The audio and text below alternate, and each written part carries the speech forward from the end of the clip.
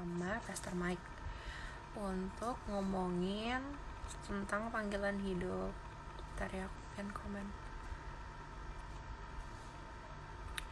Yes. Hai, sambil menunggu Pastor Mike masuk. Pastor Mike. Sakadap, itu dia. Michael, go live. Boleh langsung tanya aja di bawah. Mimin cantik. Kasih loh. Hai, Mike. Hey, how are you? Apa kabar? Good, baik-baik. Thank you for having me. Apa kabar? Thank you Puji juga Tuhan, baik. Udah mau ikutan. Ya ampun, thank you so much. Oh, it's a joy to be able to be on the Instagram of the Potter and His Clay. You're doing such wonderful job, just spreading the love of Jesus. I sure miss you and YCSC, Pastor Robbie, Tia Anita, all of you. I hope everybody is doing well. I miss all of you, and I hope to be able to see all of you soon when I come back to Jakarta. Yes, we miss you too. Ini banyak teman-teman YCSC juga ada di bawah. Okay. Ada lagi nonton juga. Apa kabar semuanya? I hope everybody is doing okay. Family is healthy, in the perfect shalom and joy of the Lord. Yep. Amen. Okay. Jadi di sana pagi ya. Jadi enaknya ngomongnya pagi ini atau sore? Yes, di sini di Kings Mountain, North Carolina, jam 8 pagi. Perbedaan jamnya 13 jam. So we are 13 hours behind. Kalian udah jam 7 malam ya. Oh, kalau di Jakarta perbedaannya berarti 11 jam. 11 jam. Ya, 11 jam. Jauh That's juga. Right. Oke, Ko Mike. Jadi kan kita hari ini sharing nih tentang panggilan hidup. Yes. Dan pertanyaan yang paling sering ditanyain ketika kita masuk tentang topik panggilan hidup adalah bagaimana cara menemukan panggilan hidup. Tapi itu mungkin itu kayak second question-nya. Pertama banget yang aku pengen nanya, sebenarnya panggilan hidup tuh apa sih, kok? Okay, well, saya bisa ngomong dari perspektif sebagai seorang anak Tuhan, because I cannot speak from other perspective. Untuk seseorang bisa mengerti panggilan hidupnya, you need to know your creator first. Yeah, you need to know your creator, because sekarang apalagi in this generation, there is, technologically more savvy, banyak orang lebih bisa, access many things, opportunities are opening up. Banyak orang seringkali salah berpikir bahwa panggilan hidup itu berarti sukses. That is not true, because the Bible says we are created, kita diciptakan seturut dengan gambar Allah. We are created in the image of God. So untuk seseorang mengerti panggilan hidupnya, you have to know your maker. You have to be reconciled with your maker first. Karena tanpa mengerti pencipta kita, Tuhan yang menguasai segala sesuatu, it is impossible untuk kita mengerti panggilan hidup. Dari Mazmur 139, the Bible says bahwa setiap hari-hari kita, waktu kita masih dibentuk, ditenun, di dalam rahim ibu kita, Tuhan mengerti, Tuhan tahu siapa kita, you see. So we cannot find out about our identity or our calling or our destiny tentang panggilan hidup tanpa kita terlebih dahulu mengerti siapa kita di lewat kacamata pencipta kita. Even Nabi Yeremia di Yeremia pasal yang pertama, ayat yang 5 sampai 10, Nabi Yeremia berkata bahwa he prophesied and God says about Jeremiah. Tuhan berkata bahwa waktu kamu masih di dalam rahim ibumu, waktu kamu belum lahir sekalipun, I have already appointed you as a prophet. Lihat bagaimana panggilan hidup seseorang itu sudah ditetapkan Tuhan bahkan sebelum orang itu lahir. Ya. Oke. Nah, apakah panggilan hidup itu satu untuk kayak seumur hidup kita, ataukah kayak itu beda-beda musimnya? Misalnya buat pas SMA panggilan hidup kita ini, pas kuliah panggilan hidup kita itu, gitu. That's a good question. I can say by definite bahwa panggilan hidup yang Tuhan sudah tetapkan tidak pernah berubah. Because God is never questioning, He's never wondering, salah, kayaknya bukan deh. Dia nggak pernah terjebak dengan keadaan dan kondisi yang terjadi, because God is an all-knowing God. So His purpose for your life and mine is definite. But this is the key. Tuhan memberikan kepada setiap manusia pilihan.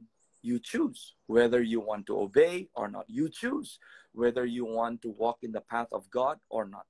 Jadi, see, God never change. Kita bisa berubah, tapi Tuhan nggak pernah berubah. His plan for you and me yang terbaik, sesuai Yeremia 29, banyak orang mendoakannya dari ayat yang ke-11, bahwa, I know the plans that I have towards you. That's the word of God. Aku tahu rancangan yang ada padaku mengenai kamu. Bukan rancangan kecelakaan, tapi masa depan yang penuh dengan harapan. So, God's plan for us is always definite. Nah, tergantung kita. Mau taat atau enggak, pilihan yang kita buat selalu mempunyai konsekuensi. Entah positif, entah negatif. Now, number 2 adalah, banyak orang seringkali bingung, because as we journey to life, saya selalu ngomong begini, there is one main vision, atau your eternal purpose, ya, your destiny. Tapi untuk kita maju di dalam kita berjalan sampai ke tujuan kita, we have to go through stages of our life. You see? And waktu kita ada di SD, di SMP, di SMA, when we are working, in these stages, it is leading us towards the main point of why we were born. Contoh, Yesus lahir ke dunia ini untuk mati untuk dosa umat manusia. His purpose was to redeem man, to redeem you and me. Tapi nobody knows what he did dari umur 12 sampai umur 30. There is a season that you have to go through. Dari umur 30 sampai umur 3 setengah tahun as he was ministering di Galilea dan di Yerusalem in the nation of Israel, that was one season of his life. Jadi musim lepas musim, there is different assignments, ya. Ada different assignments atau seasonal visions yang Tuhan kasih. But it is always walking towards the main vision and destiny. The reason why you and I are born. Oke, jadi ada satu panggilan yang paling utama, tapi di setiap momen kita tuh ada kayak misi-misi kecil gitu ya. That's right. Absolutely. You see, that is the intricate beauty of the word. Contoh, Tuhan memberikan perintah agung. Kasihilah Tuhan Allahmu dengan segenap hati, pikiran, jiwa, dan kekuatanmu. Dan yang sama dengan itu ialah kasihilah sesamamu seperti kamu mengasihi dirimu sendiri. The same purpose diberikan kepada semua orang yang percaya. Amanat yang sama diberikan. Jadikan semua bangsa murid Tuhan. Betul? Baptis mereka di dalam nama Bapa, Anak, Roh Kudus. Ajar mereka apa yang kita sudah diajarkan oleh Tuhan. Di Markus 16 dikatakan, amanat agung adalah kita menginjil. Apa sih Injil? Memberitakan kabar baik. That's the gospel. Injil bukan mengkristenkan orang, tapi Injil menyatakan pribadi Yesus yang hidup, yang menjamah, yang mengubah hidup kita, kelepasan, kemerdekaan yang kita alami, kita rindukan supaya orang lain juga alami. You see, tapi contoh, Titin sama saya, Michael, berbeda. Kita lahir dari keluarga yang berbeda. Kita ada di tempat yang berbeda. Ada di komunitas yang berbeda. You see, you have a specific call, a specific purpose in the agenda of God yang saya nggak bisa pernah fulfill. Because your purpose and your destiny has been crafted uniquely for you. You see? Jadi ada a general calling untuk semua orang percaya. Dan jangan lupa, our primary calling adalah to know Jesus and to know Him well. Untuk mengenal Tuhan dengan intim. Masing-masing pribadi punya journey keintiman yang berbeda dengan Tuhan. Tapi the beauty of it is that you know Christ in your own way. Nah sekarang dengan teknologi yang ada, semua orang, we're always going through the preachers, you can go through YouTube, you can go through Instagram. Tapi khotbah dan pengajaran tidak pernah bisa menggantikan hubungan yang tersedia antara kamu semua masing-masing dengan Tuhan. You see, I have my own journey with God. When I met Christ, waktu saya kenal penebus saya berjumpa, mengalami perjumpaan dengan Dia. That is my encounter with my Savior, with my Lord. You see, dan itu nggak bisa digantikan dengan kata orang, khotbah orang, nggak bisa. Masing-masing kita punya that journey with God, and it is your and my pleasure atau satu opportunity atau satu kehormatan yang Tuhan berikan for us to know Christ in a deeper way.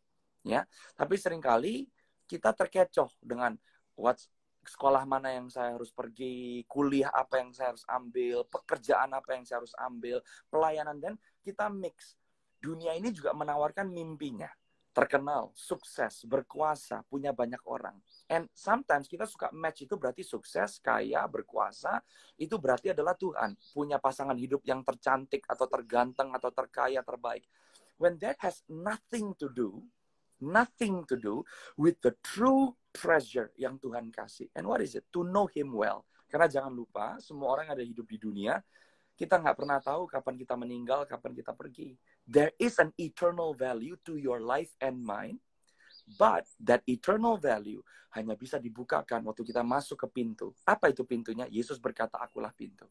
He is the way, He is the truth, and He is the life. Oke, berarti itu sebenarnya masuk ke pertanyaan selanjutnya yang adalah how to find your calling itu ya, Ko ya, Mai? Yes. How do you find your calling? How do you find your calling? You talk to your maker. Ngobrol dong sama Tuhan. Banyak orang sekarang, the notion of talking to God, banyak orang kayaknya, saya nggak bisa ngomong sama Tuhan. Yes, you can. Hari ini lewat The Potter and His Clay, I want to debunk pemikiran yang seringkali dimiliki sama orang-orang yang ke gereja, orang Kristen, bahwa saya nggak bisa mendengar suara Tuhan. You can hear the voice of God, karena saya mau katakan, it is the Father's desire, kehendak Bapa Surgawi untuk bicara kepada setiap anak-anaknya, especially concerning your life. God is concerning with where you are right now. Tuhan concern dengan permasalahan yang kamu hadapi in your family, the struggles that you're going through, the career path that you want to take. God is concerned. He wants to talk to you. He wants to let you know. And where can you find out your destiny? Here, in this book called the Bible. Why? Because this is Christ Jesus Himself. The beauty of the Bible is that kita nggak bisa baca Alkitab seperti kita baca sejarah, because Alkitab bukan sejarah. Alkitab is a living word. So when you open your heart, and when you call out to Him and say, Roh Kudus, bicara sama aku. Roh Kudus akan memampukan kamu mengerti isi firman Tuhan ini apa. I come here hari ini nggak bawa doktrin, saya hari ini nggak bawa menurut kata saya. It's just plainly in the Bible. Banyak orang frustrasi karena waktu baca Alkitab nggak ngerti. Karena memang Alkitab tidak bisa dimengerti tanpa Roh Tuhan yang bekerja di dalam kita. That's the beauty of it. The point is when we read the Bible, we are building relationship with the living God, bukan dengan Tuhan yang mati. So I want to say, don't be frustrated. Dan banyak orang bilang, Pastor Mike, then what am I supposed to do? Quiet your heart and cry out to Jesus. Open your heart and let Him talk to you. Stop trying to talk on behalf to Jesus to yourself. Let Jesus talk to you. Tapi masuk ke pertanyaan berikutnya adalah kayak gimana cara kita tahu itu tuh suara Tuhan atau suara kita sendiri atau mungkin suara pikiran kita atau suara hati kita. Yep. Gitu. Classic, memang bedanya sangat-sangat tipis. To know the voice of God, untuk tahu suara diri kita sendiri, apalagi untuk tahu suara musuh. Banyak orang pikir, untuk tahu suara musuh itu gampang. Sama sekali nggak gampang. Kenapa? Karena seringkali musuh akan mainin emosi kita. Musuh mau kita untuk settle dengan apa yang daging kita mau, kehendak kita mau. You see, karena Tuhan mengasihi kita, He goes beyond just tomorrow, next month, tahun depan. He wants us to have that eternal success in Him. To be with Him eternally. Jadi kita harus mulai ngelihat hidup kita tuh dari konsep kekekalan sebetulnya. Sebab sebelum kita lahir di dunia, firman Tuhan berkata kita udah ada di pikiran dan di hatinya Tuhan. So you and I udah exist millions, billions years sebelum kita lahir. Di mana? In the mind and in the heart of God. See, imagine that. Tuhan kita tuh nggak tahu waktu. Dia nggak pernah diciptakan, dia nggak pernah berakhir. There is no concept of time. Time berlaku buat kita yang ada di bumi. Semuanya ada masa lahir, ada masa dijadikan, masa dibentuk, masa dibuat, ada masa pohon mati, manusia mati, binatang mati, even baju yang kalian pakai, ada masa bajunya dibuat, ada masa bajunya lapuk, masa bajunya nggak ada. Tapi Tuhan nggak punya konsep waktu. You see? Now, bagaimana untuk kita membedakan suara Tuhan, suara kita, dan suara iblis? You have to get to know God first. Kamu harus tahu dulu, Tuhan itu sebetulnya siapa? Isi hatinya itu seperti apa? Dia tuh sukanya apa? Dan God, dia tahu tentang kamu semua dan saya, dia tahu. Tapi dia pengen build that intimacy. Apa sih intimacy? Trust. Banyak orang kalau the moment kita bilang, aduh takut salah. Saya mau kasih tahu ya, mohon maaf kalau kata-kata saya agak gamblang. Saya mau kasih tahu, kalau kamu takut salah, kamu lebih dikuasai sama rasa takutmu daripada rasa kerinduan dan keinginanmu untuk tahu Tuhan ngomong apa. Saya mau kasih tahu, kalau Bapak Surgawi sayang sama kamu sempat salah dengar, so what? Apakah berarti Bapak nggak bisa untuk koreksi? Bisa. Bapak nggak bisa bikin kamu tahu yang mana suara Tuhan? Bisa. Contoh, Yudas Iskariot. Yudas Iskariot punya konsep sendiri. Dia pikir Tuhan Yesus nggak mungkin bisa mati, nggak mungkin bisa dikalahkan. Dan dia pikirannya uang, uang, uang, uang, uang, uang. Betul? Tapi dia nggak ngerti bahwa Bapa Surgawi punya plan untuk Tuhan Yesus untuk mati untuk dosa umat manusia. Dia pikir dia dapat uangnya dulu, toh nanti Yesus bisa melarikan diri kok. Dia lihat 3,5 tahun Yesus bikin mujizat. Tapi masalahnya Yudas Iskariot nggak tahu isi hatinya Tuhan. You see? Jadi kita pun lihat banyak di Alkitab kejadian-kejadian orang bikin kesalahan. Karena kenapa? Emosinya. Bukan Tuhan yang salah ngomong. Tapi karena emosi, pikiran pribadi. Tapi waktu orang mau merendahkan hati dan bertobat, you see, that's the key. Merendahkan hati dan bertobat. Kalau kita orang Kristen nggak mau salah, aduh kok salah terus ya, kok gagal terus ya, itu kesombongan. It is okay to be weak in the sight of God. It is okay to be quote unquote, mohon maaf, bodoh di hadapan Tuhan. Tapi punya hati yang selalu berkata, Tuhan pimpin aku. Tuhan tuntun aku. Then God will lift you up. God will show you the way. Seperti Bapak mengajari anak kecil untuk jalan. Anak kecil jalan. Ada waktu dia jatuh, kesandung, kepentok, mungkin bocor, kakinya luka, tangannya patah. Apakah tangan yang patah, kaki yang patah membuat seseorang berhenti mau berjalan, membuat seorang anak kecil berhenti berjalan? No. Karena anak itu tahu, bapaknya ada di situ. Mendidik, mengajari, didikannya seringkali keras. But it's okay. It's to bring that child to grow. Untuk tahu, yang ini nggak bisa, yang itu bisa. Yang ini bahaya, yang itu nggak bahaya. Berarti itu kalau misalnya ngomongin kesalahan dan calling, berarti itu, apa ya, kalau misalnya kita bikin salah ketika kita berjalan menuju calling kita, berarti is it okay ya kok? Yeah, because you know why? Calling kalian dan saya tidak ditentukan dengan keberhasilan kita sendiri. Kalau calling kalian dan saya ditentukan, apakah kita bisa, kita sempurna, nggak pernah jatuh, nggak pernah gagal, dan saudara dan saya nggak butuh salib Kristus. Semuanya bisa sendiri kok. Itu yang namanya anugerah, you see. The grace of God yang menguatkan, memampukan, membangkitkan, menyembuhkan, memulihkan. Tapi ini masalahnya. Banyak orang berpikir, ya udah, berarti kalau ada kasih karunia Tuhan, ada grace, ya saya bisa bikin apa aja. That's not grace. Karena berarti sekarang kasih karunia dilihat dari kacamata yang sangat selfish. Untuk membuat kita, I don't care the heart of God, saya mau bikin dosa, kayak mau bikin salah, kayak if you love your Jesus, kalau kamu sayang sama best friend kamu yang baru, sama kekasih jiwa kamu yang mati loh buat kamu, hati kamu pasti hancur. Right? A husband and a wife, suami punya tabiat sendiri, istri punya tabiat sendiri. Waktu istri melukai hati suami, istri tuh hatinya akan berduka. Kalau sang istri hatinya nggak pernah berduka, ya itu aku kok, ya kamu, that's not love. You see? Jadi jatuh bangun, biasa. Tapi waktu kita bertobat, garis bawahi, bertobat, coming back to God. Apa sih bertobat? Merendahkan hati. Apa sih bertobat? Ngaku, Tuhan, saya nggak bisa tanpa Engkau. Jadi kapan kita harus bertobat? Terus. Satu kali waktu kita sadar, aduh, aku orang berdosa, bertobat. Tapi setiap hari kita hidup di dalam pertobatan tersebut. Karena kenapa? Setiap hari butuh Tuhan. Setiap hari butuh kasih karunia-Nya, butuh didikannya, ya kan? Butuh jamahannya, butuh encouragement-nya. You see, so every day we need to live in a lifestyle of repentance. Satu kali kita bikin keputusan, Tuhan, hari ini aku mau terima Engkau. Tapi mulai hari itu berarti journey-nya berubah loh. Karena kita udah gak jalan sendirian. Ada sang juru selamat, kekasih jiwa, pasangan, teman yang kita udah undang masuk dalam hidup kita. Tapi kalau kayak gitu terus kita misalnya jatuh lagi, misalnya kita bikin salah lagi gitu, itu apakah ada batas kesabaran untuk kayak Tuhan udah lalu kayak mungkin bukan itu kalinya terus kayak ganti atau gimana gitu kok? Nah ini beda ya. Kalau kita ngomong tentang tabiat dosa yang adalah daging, you see, Tuhan tahu kelemahan kita, Tuhan tahu kekuatan kita. Ini jadi harus dipisah ini tentang satu overcoming sin sama knowing our calling. Sekali lagi, satu, saya ngomong tentang yang sin dulu. Ada orang jatuh bangun. Jatuh more than one time, it's normal. Tapi kalau kamu betul-betul bertobat, makanya bertobat itu bukan hanya menyesal. Banyak orang tuh stuck dan stop di menyesal. Nyesel Tuhan, nyesel. Tapi besok ngerjain lagi. Orang yang bertobat, berarti kamu datang ke Tuhan dan minta ampun dan bilang, Lord, help me. Forgive me. Aku terima Tuhan Yesus. Pengampun yang dari Engkau. Tapi Lord, teach me. Bagaimana caranya untuk aku bisa overcome ini.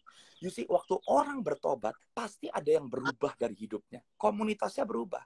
Kalau kamu tahu ada di komunitas yang satu, karena komunitas itu kamu melakukan hal-hal yang mendukakan hati Tuhan, tapi kamu still ada di komunitas itu, kamu nggak mau bertobat sebetulnya. When you truly repent, pasti sesuatu berubah. Apa yang berubah? Tabiatmu berubah. Lifestyle-mu berubah. Waktumu berubah. Yang kamu lakukan berubah. Siapa yang kamu bergaul berubah.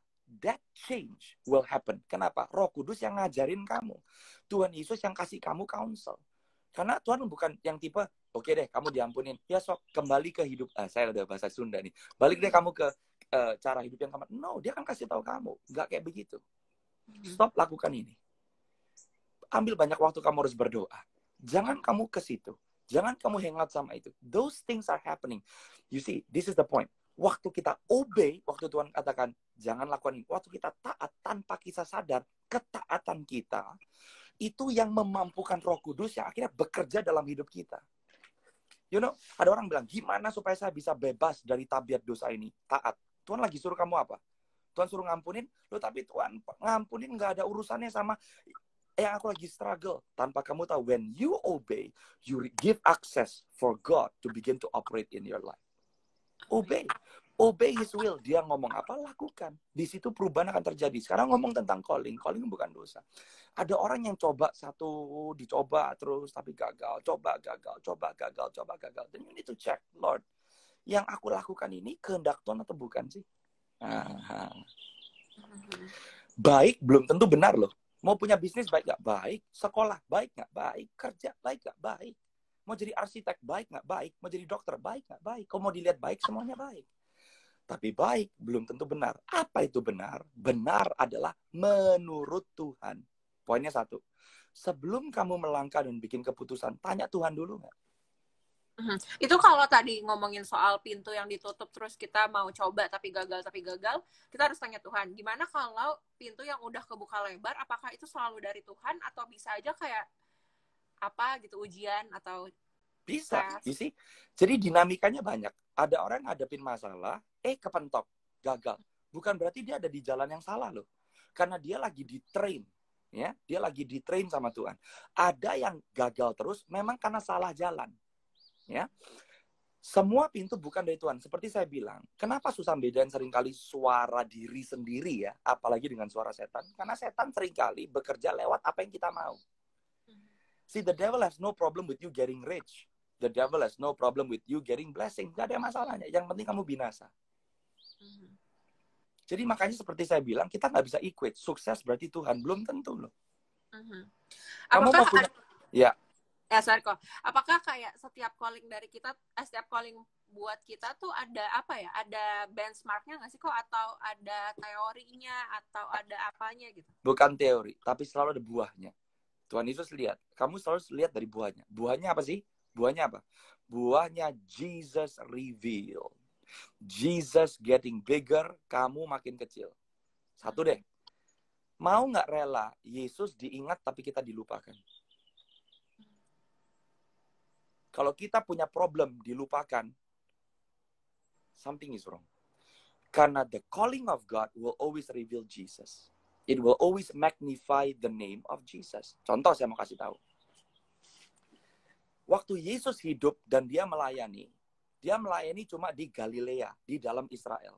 Sedangkan di luar waktu itu, China, kerajaan Cina, turunan China, Tiongkok, ada nggak? Udah ada. Mesir udah ada nggak? Ada. Ya, negara-negara lain udah ada nggak? Ada. Mungkin di benua Indonesia waktu itu nggak tahu, orangnya belum ketemu waktu itu, apa namanya, sukunya apa atau dinamakan apa, udah ada nggak? Ada. Tapi kenapa Yesus nggak pernah nginjil ke sana? Bisa nggak? Loh sekarang kan kita kalau melihatnya pelayanan yang berhasil berarti followersnya di Instagram 20.000. Pelayanan yang berhasil berarti keliling dunia. Yesus enggak loh. Kenapa? Yesus males? Enggak. Yesus nggak mau? Enggak. Karena Yesus melakukan seperti apa yang dia katakan. Dia lakukan tepat seperti yang Bapak suruh. Bapak nggak suruh. Loh misinya Yesus berhasil nggak? Berhasil. Why? Itu yang Bapak suruh. You see, that's calling. melakukan tepat seperti apa yang Tuhan mau. Karena kalau enggak, kalau kita selalu ukur kesuksesan kita dengan berapa uang yang kita miliki, berapa kita dikenal sama orang, kita nggak akan pernah puas. And kita akan selalu struggle. Struggle-nya kenapa? Ya kita bikin sendiri. Kita susah yang namanya ngucap syukur.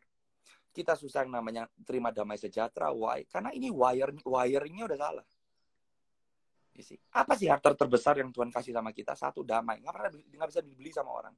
Di tengah-tengah pandemi seperti COVID, when you are in the right place, at the right time, in the will of God, kamu rasa puas. Okay. Yeah. Banyak orang ya, kenapa stres di dalam rumah tangga? Karena bapaknya bilang, gue pengen duit lebih lagi nih, pengen liburan, keluarga saya harus punya mobil yang terbaru, tetangga baru beli mobil baru. That's why akhirnya hubungan suami istri, hubungan orang tua dengan anak retak. Kenapa? Kita prioritas ke hal-hal yang salah. When God brings wholeness, saya mau nanya, Maria, ibu Yesus, apa sih destiny-nya? Melahirkan. Banyak orang pikir, melahirkan, pastor. Semua orang juga bisa melahirkan. You see? Kenapa? Kacamatanya melihat, melahirkan normal. Biasa, semua orang juga bisa. Tapi di mata Tuhan, Maria yang dipilih melahirkan Sang Juru Selamat. Hana, nobody. Nggak punya anak, tapi dikasih sama suaminya. Apa destiny-nya? Destiny-nya adalah melahirkan Nabi Samuel. You see? Kok Mike, boleh nggak sharing kayak, kan tadi kita udah belajar kayak teori-teorinya ya. Mungkin Kok Mike boleh sharing nggak how you find your calling gitu? Yes, bisa. Saya lahir baru umur 12 tahun, saya nggak akan ceritain tuh hari itu, kejadian hari itu. Tapi waktu saya lahir baru umur 12 tahun, I fell in love with Jesus. I built a relationship with him. Saya mulai dengar suaranya. I know he speaks every day. And I can tell him, Lord, I love you. I desire you. Dan dia mulai kasih tahu. Saya punya calling. Saya berharga. Dia mulai pulihkan hidup keluarga saya. You know, bukan berarti semuanya langsung like that. Enggak. Dia mulai ngajarin saya. Saya malas sekolah. Dia ajarin, no, my son. Belajar. Ayo, kasih yang terbaik. So he begins to change my life. Now, saya mulai pelayanan di gereja. Pelayanan saya lah gulung kabel, ngangkat kursi. Saya love penyembahan. Ibadah 1 saya ada, ibadah 2 ada, ibadah 3 ada, 4 ada. But I was falling in love with Jesus. Setiap malam saya baca Alkitab. Why? Because I'm ready to hear from God. Saya mulai, waktu ini mulai dibukakan ke saya. Saya bilang, wow, dahsyat tentang who he is, the realm of his kingdom. Saya mau kasih tahu ya, Alkitab tuh nggak mencatat semua tentang kerajaannya, tentang Tuhan itu enggak. Ini cuma sebagian yang cukup untuk keselamatan kamu dan saya di planet bumi. Tapi mau tahu dia, the Bible is not enough. Yohanes ngomong begitu. You see? So dia mulai kasih mimpi. Kenapa kita harus belajar live in the supernatural? Because he's a supernatural God. Kita makanya nggak boleh puas jadi orang Kristen cuma yang natural. Sekarang banyak orang cuma motivasi. Tuhan sayang kamu, kamu dikasih, kamu diampuni. Good. What's next? There is so much more. God wants to take you into the spirit realm. Banyak orang, saya nggak percaya, saya nggak mau. Kenapa? Karena itu defy your logic. That's why the currency of the kingdom itu by faith. Iman. Iman nggak bisa dimengerti, saudara-saudara. Iman harus dialami. Dan iman nggak bisa dialami tanpa kamu ketemu sama orang yang nulis iman itu. That's why it's a relationship. Nah, kapan saya tahu callingnya? 2006, waktu saya bilang, Tuhan, ngomong sama saya, kenapa si Michael lahir? Why? Tell me, why am I born? Why am I on this earth? Saya punya keinginan melayani. Ya, saya pengen kasih hidup saya sepenuhnya buat Tuhan. Tapi Tuhan nggak kasih. Tuhan suruh saya SMA sampai selesai. Terus saya bilang, Tuhan, kenapa saya lahir? Saya puasa 1 minggu. I sought the face of God. Saya berdoa, Lord, tell me. Please tell me. Hari 1 belum dengar apa-apa. Hari kedua, but I keep asking, Lord, tell me. I want to know your heart. 1 minggu selesai, he spoke to me. Tiba-tiba saya baca Yeremia pasal yang pertama, ayat yang ke-5 sampai ayat yang ke-10. Nggak ada nama Michael ditulis di situ. Tapi waktu saya baca, itu Alkitab kayak hidup. Saya nggak bisa buat ngerti. Mungkin Titin nggak bisa ngerti dengan apa yang saya alami waktu itu. Kenapa? Waktu itu Tuhan lagi ngomong sama saya. Hal yang sama bisa terjadi. When God speaks to you, God will convict your spirit. Masing-masing orang, you will know, that's the voice of my Savior. Waktu itu Tuhan bilang, Yeremia 1:5-10. Dan dia bicara sama saya. Lewat mana? From my inner spirit man. Ada suara ngomong kayak begini. Aku panggil kamu sebagai seorang nabi buat bangsa-bangsa. What? Saya bilang, nabi. Waktu itu umur saya 15 tahun. Saya bilang, Tuhan, jadi nabi. Nabi itu apa sih? Bernubuat itu apa sih? Terus Tuhan bilang, aku mau panggil kamu dan pergi ke bangsa-bangsa. Umur 15 tahun. Tuhan, gimana cara saya beli tiket pesawat? Khotbah di mana? Gimana caranya khotbah? Waktu itu belum khotbah. Gimana cara khotbah? Belum tahu. Tapi God says, tapi Tuhan bilang, I will send you to the nations. Dan dia confirm 2007, seorang hamba Tuhan dari Malaysia, seorang hamba Tuhan yang bergerak di karunia nabi, kenabian. Dia belum pernah ketemu saya seumur hidup loh. Dia tunjuk saya, dia bilang nih, young man, Yeremia 1 ayat 5-10. Wow. I knew that's God. Orang mau ngomong apa? Ya, mimpi lalu. Ada orang bilang, Nabi udah gak ada lagi. Terserah. I am walking in my journey with Christ. Kalau I'm walking in my journey with Christ, saya sombong. Know it all. Orang mau ngomong apa? No. Yesus bilang, buahnya harus dilihat. Orang menikmati buahnya nggak? Makanya banyak orang Kristen nyandung. Kenapa? Merasa punya hubungan sama Tuhan, tapi nggak bisa ngampunin loh. Kasar. Udah benci orang, nggak bisa ngampuni. Tuhan bilang, the fruit is important. You see? Makanya setiap hari kita diubahkan untuk makin lama menjadi semakin seperti Yesus. Dan pelan-pelan dia pimpin. Ya, saya di gereja lokal saya sebagai youth leader waktu itu. Komunitas Komsel, baru satu Komsel. You see? Disuruh sekolah, setelah sekolah, di sekolah, saya bikin apa? You see? That's my seasonal vision.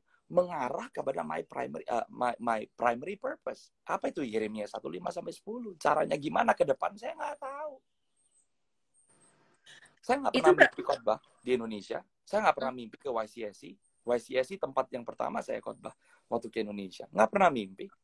God open the door. Saya di Chicago satu hari Tuhan bilang, I will send you to the nation. Saya udah nangis-nangis. By myself, 8 menit Tuhan ngomong sama saya. And I believe it. 2012, dia bilang, I will send you untuk ada 5 negara yang menjadi primary assignment kamu. Salah satu Indonesia. Saya bilang, bagaimana caranya? Dan Tuhan wanti-wanti saya, jangan pernah buka pintunya. Saya nggak pernah minta diundang sama orang. Saya nggak pernah minta diundang khotbah. Saya diundang waktu itu ke Jakarta untuk melayani. God begin to open the door. Tahun lalu, Singapura digenapi. Tahun lalu, Malaysia terbuka. Tahun lalu, Taiwan terbuka. So, ke depan kemana? I don't know. Yang penting saya ngikutin kemana Tuhan lagi suruh saya berjalan setiap hari. Dan saya setia di mana Tuhan tempatkan saya. Saya baru pindah ke North Carolina. Setelah 17 tahun tinggal di LA. Pernah mimpi? Enggak. Then why am I here? Karena Tuhan suruh. Mike tadi ngomongin soal calling dan dapetin dan nubuatan orang gitu. Kayak berarti kita harus dapetin sendiri dulu dari Tuhan baru confirm dari omongan orang ya. Kadang kan kita kayak bias gitu loh, kayak orang ngomong apa, kita kira itu calling kita, orang ngomong apa. That's right. Ya. Tuhan makanya bilang ujilah segala sesuatu. It can come both ways. Ada satu kamu dapat dulu dari Tuhan, and nubuatan masuk sebagai konfirmasi. Ada nubuatan dulu saat keluar. Waktu nubuatan keluar, 1 Tesalonika 5 bilang, ujilah segala sesuatu. You need to test it before God. Lah kamu bilang dong, Tuhan, aku terima nubuatan ini nih. Nubuatannya bukan dari orang itu, ini dari kamu kan? Lord, if it's from you, speak to me. Waktu Tuhan ngomong di roh kamu, pegang nubuatan itu. Tuhan akan bilang, yes my son, that's my voice for you. Jadi nubuatan sifatnya to confirm. But you need to get from your life. Bisa nggak Tuhan ngomong lewat nubuatan itu, kamu tahu, ini Tuhan ngomong. Bisa. Lewat nubuatan yang kamu terima, itu kayak sesuatu menggelora di hati kamu. Karena itu memang Tuhan yang ngomong. Tapi intinya bukan di perkataannya, dari konviksi yang ada di dalam roh kamu. Waktu kamu terima nubuatan, itu testify nggak di dalam roh kamu? Karena pertanyaan berikutnya nih, di dalam nubuatan bisa ada instruksi. Betul? Instruksi dikasih. Masalah kamu mau ikutin instruksinya, mau taat atau nggak, terserah kamu. Betul. It's still a partnership. Nubuatan tidak pernah otomatis. Kalau kita pikir kita terima nubuatan, diam aja nggak bikin apa-apa, sampai gajah bisa terbang, nggak akan terjadi. Aku tadi mau nanya apa ya, lupa. Kok kalau misalnya tadi kita kayak say no gitu, misalnya kayak kita mau melakukan apa enggak, kita nggak lakuin. Apakah kayak ada kesempatan berikutnya atau kayak jalurnya mungkin kayak geser gitu sama Tuhan? Bisa. Atau Tuhan kasih kesempatan lagi? Bisa. Kesempatan selalu ada, tapi don't waste your day. Kapan tahu kesempatannya Mike? Hari ini. If there is still a day, there is a chance. So don't give up. Tapi ingat, satu hal untuk tahu tentang kehendak Tuhan, satu untuk tahu tentang timingnya Tuhan. You see, when you miss the timing, finish. Ya, contoh, jangan lupa loh, kelakuan kita punya konsekuensi. Kamu menikah dengan orang yang salah. Atau gini deh, kamu menjalin hubungan belum nikah. jebol, kamu hamil di luar nikah. Hmm. Itu bayi udah ada di janin kamu. Bisa dibunuh? Nggak bisa loh. Ada konsekuensi nggak? Ada. Kediril nggak? Kediril. Saya bukan Tuhan. Kalau kamu minta ampun sama Tuhan, Tuhan bisa bawa kamu balik. Tapi karena konsekuensi, tetap kamu harus bayar harganya nggak? Tetap harus bayar. Makanya sama Tuhan jangan sok tahu. Simple sama Tuhan. Taat jalan. Dia bisa geser balik nggak? Bisa. Dia bisa kasih kesempatan nggak? Bisa. Masing-masing orang tergantung kedaulatan Tuhan. Tapi kalau kamu masih tahu hari ini, kalau kamu saat ini bergabung di live with the potter and his clay, sama saya sendiri, this is God speaking to you, I'm telling you. Kalau kamu hari ini mau bikin keputusan Tuhan, ampuni aku bertobat. There is nothing that is too late for Jesus. Amin. Amin. Kok ngomongin soal calling lagi, apakah calling itu sejalan sama talenta yang Tuhan kasih, atau passion, atau karir gitu? Pasti it will implement. Contoh ya, orang nggak bisa nyanyi, pengen jadi guru musik, bisa nggak? Ya nggak bisa dong. Orang nggak bisa masak, tapi pengen punya kedai bakso, nggak bisa dong. You see? Your talents and your gifting itu senjata yang Tuhan udah kasih untuk kamu fulfill your calling. Kamu pakai talenta kamu, gifting kamu, for you to be able to function. Ini hebatnya Tuhan. Di Alkitab nggak dicatat jadi dokter, jadi insinyur, nggak ada gitu. Sekarang bikin account The Potter and His Clay, punya Instagram, Alkitab nggak ada. Tapi God gives you creativity. Ada orang yang bisa melukis, orang yang you see colors in different ways. So your giftings and your talents will implement. Contoh, dari saya kecil, saya tahu saya jago ngomong. Akademik saya nggak kuat, tapi suruh jadi pembicara, baca puisi, saya bisa. Karunia memimpin. Dari kecil, saya kelas 2 SD, ketua kelas. Kelas 3 SD, ketua kelas. Jadi, those gifting itu udah ada di dalam saya. Ternyata dipakai buat apa? Ternyata calling saya ini. Memperlengkapi tubuh Kristus. As a man of God, as a pastor, sebagai pemimpin. Orang yang berbicara di depan publik. You see? So, you can find out your calling and your gifting. Kamu coba catat, calling saya itu apa ya? Kemampuan saya itu apa ya? Kebisaan ada 3. 1, gifting. Gifting sesuai firman. 1 Korintus 12, Roma 12, ya. 9 karunia Roh Kudus, oke? 5 jawatan, karunia Tuhan Yesus, Efesus 4. Those are gifting. Kamu lihat, ada nggak di situ? Kalau kamu ngerasa, contoh di 5 jawatan, kenabian, saya kayaknya nggak ada di situ. Jadi rasul, saya kayaknya nggak ada di situ. Panggilan kamu ternyata memang jadi businessman. Panggilan kamu ternyata jadi pelukis. Nggak usah frustrasi. Setiap orang diberikan kadar masing-masing sesuai anugerah dan panggilan yang Tuhan percayakan. Ya, intinya satu, jangan compare sama orang lain. Right. Saya pastor, oke ya. Saya bergerak di prophetic, tapi banyak nabi-nabi yang lain yang lebih detail, lebih jelas, skalanya beda. Kenapa saya harus frustrasi pengen jadi seperti mereka? Saya harus berfungsi di tempat di mana Tuhan tanam saya, yang Tuhan berikan mana, sphere of influence di mana, saya grow di situ. Saya bergerak di situ. Nomor 2, talenta. Talenta itu apa? Ada yang lahir jago main musik. Ada yang lahir jago ngelukis. Nggak bisa belajar, emang lahir dikasih sama Tuhan demikian gitu. Dan yang ketiga, ability. Ability sesuatu yang kamu bisa belajar. Makanya hidup jangan males. Ada sesuatu yang kamu rasa, ini kalau gue kembangin bisa nih. Dia kembangin dong. You see? Betul. Yeah. Oke, kalau Mike, aduh aku jujur banyak banget yang aku serap, jadi aku bingung sendiri. Oke. Apakah calling itu berjalanan beriringan sama karir? Kalau tadi kan ngomongin talenta sama gifting gitu, itu emang kayak equipment kita gitu. Tapi kalau karir gitu, apakah sejalan atau misalnya kayak bisa beda jauh? Beda jauh. Saya mau bilang bisa beda jauh. Karena sekarang orang udah pikir, kalau gue sekolahnya insinyur, berarti gue harus jadi insinyur. Siapa bilang? Kamu nggak didefinisikan oleh sekolah yang kamu pergi loh. You are not defined because you take a certain major in your school. Sekolah seharusnya memperlengkapi kamu, bukan bikin kamu makin pusing dan makin bingung. Lah sekarang masalahnya, soalnya orang bingung. Lah pastor, soalnya tanpa bachelor's degree, saya nggak diterima kerja. Tanpa S1, S2, STLR, saya kalah sama orang lain. Betul. Banyak orang frustasinya di situ. Don't be frustrated. If you trust God, Tuhan bisa buka pintu buat kamu di tempat yang tepat. You see, if you trust God and you rely on Him, saya kasih tahu. Saya nggak pernah sekolah pendeta. Nggak pernah. Mungkin ke depan, I'm working towards a Bible degree, maybe. Kalau Tuhan gerakin saya ya, kenapa? For me to grow in knowledge and from academic point of view. Tapi saya nggak pernah sekolah pendeta. Saya sekolah apa? Sekolah masak. Kenapa saya sekolah masak? Bukan karena saya demen masak loh. Saya nggak pernah pegang pot, nggak pernah pegang panci seumur hidup. Tapi tahun 2010, Tuhan bicara sama saya sekolah masak. Saya ngomong ya, sebagai laki-laki, belak-belakan, Chinese Indonesian, laki masak di keluarga besar saya, mau ditembak loh. Saya gitu kan. So I ask the Lord, I ask God, Tuhan, you want me to go to culinary school? Kalau Tuhan mau saya sekolah masak, bicara sama papi saya. Saya lagi makan di restoran sama papi mami saya. Satu siang bolong, out of the blue, hari Sabtu. Papi saya ngomong begini, kamu pernah kepikiran nggak sekolah masak? Saya mau jumpalit dari kursi saya. Dia cuma bilang gini, mungkin ya, kalau kamu sekolah masak bisa belajar bisnis. Karena my family is a business family. You see what I'm saying? What I'm trying to say? 2 tahun saya sekolah masak, saya digembleng kerja di satu restoran Michelin Star di Manhattan Beach, California. Tapi setelah itu, saya nggak pernah kerja di restoran. I became a pastor.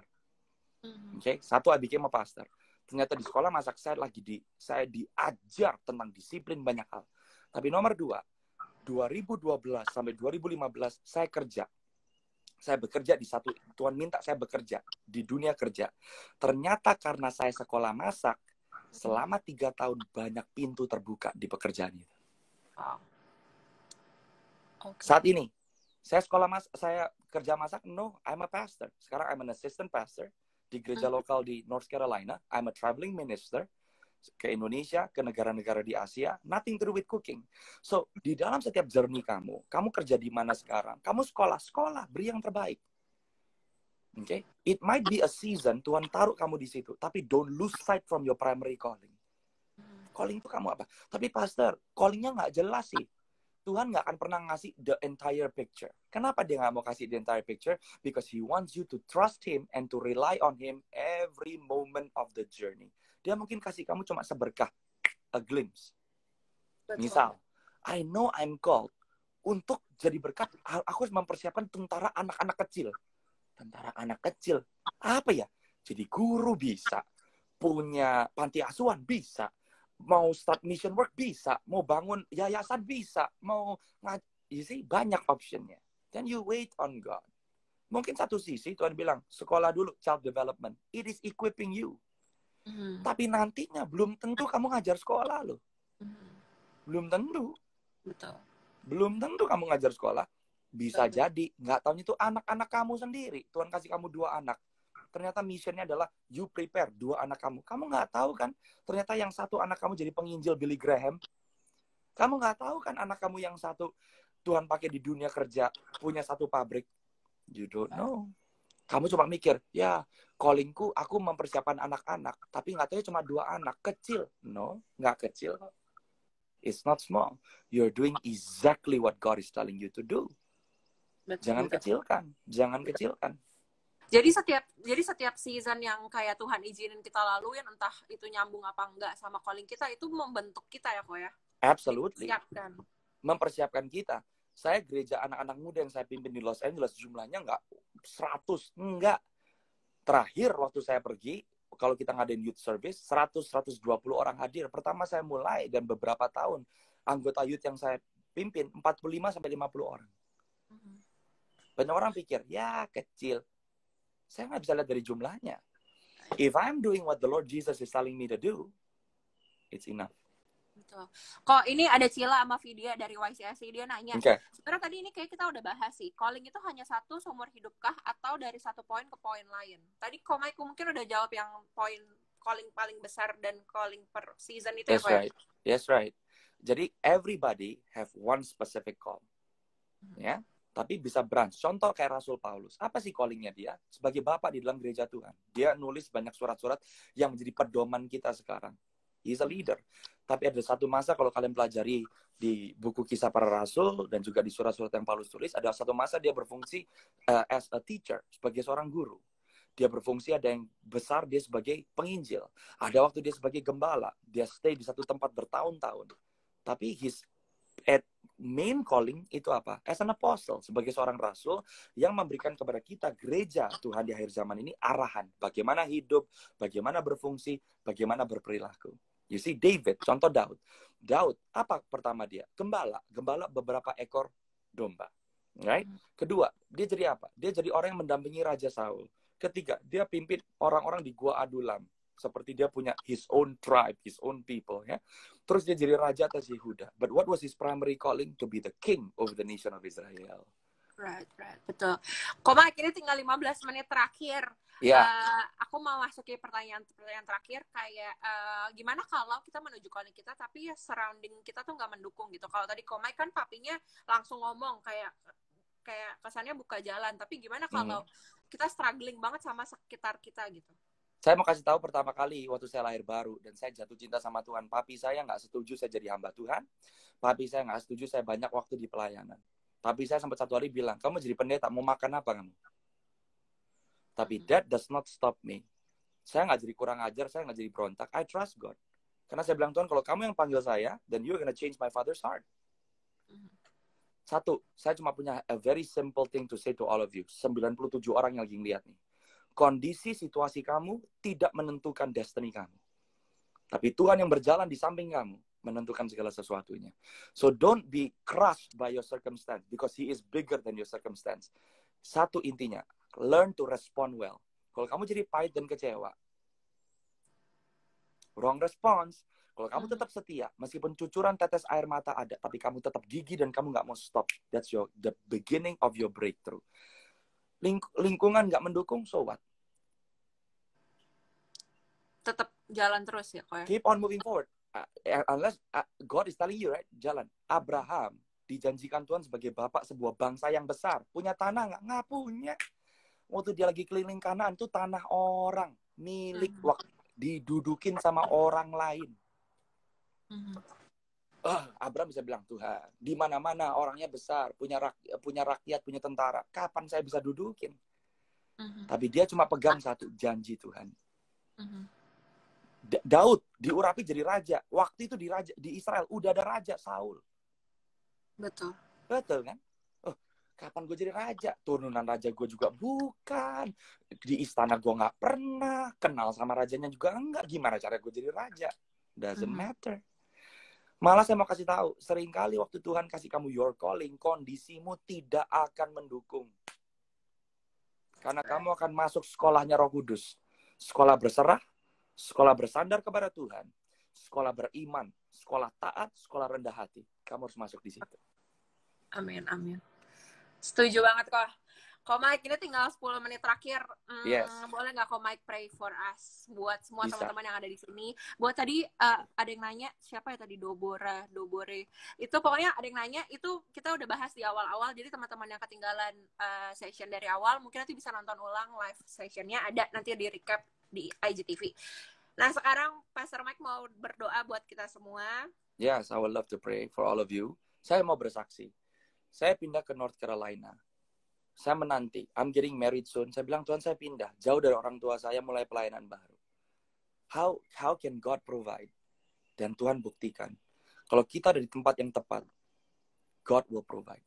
Saya nggak mau minta-minta uang. Saya nggak pernah minta-minta uang. Satu hari tiba-tiba orang datang, kasih saya sebuah cek. Waktu dia kasih sebuah cek, isinya lebih dari 30 juta rupiah. Saya bilang, wow. For what? Tuhan bicara sama saya, I have to give this to you. God can provide whatever that you need, more than you imagine. Even pasangan hidupmu.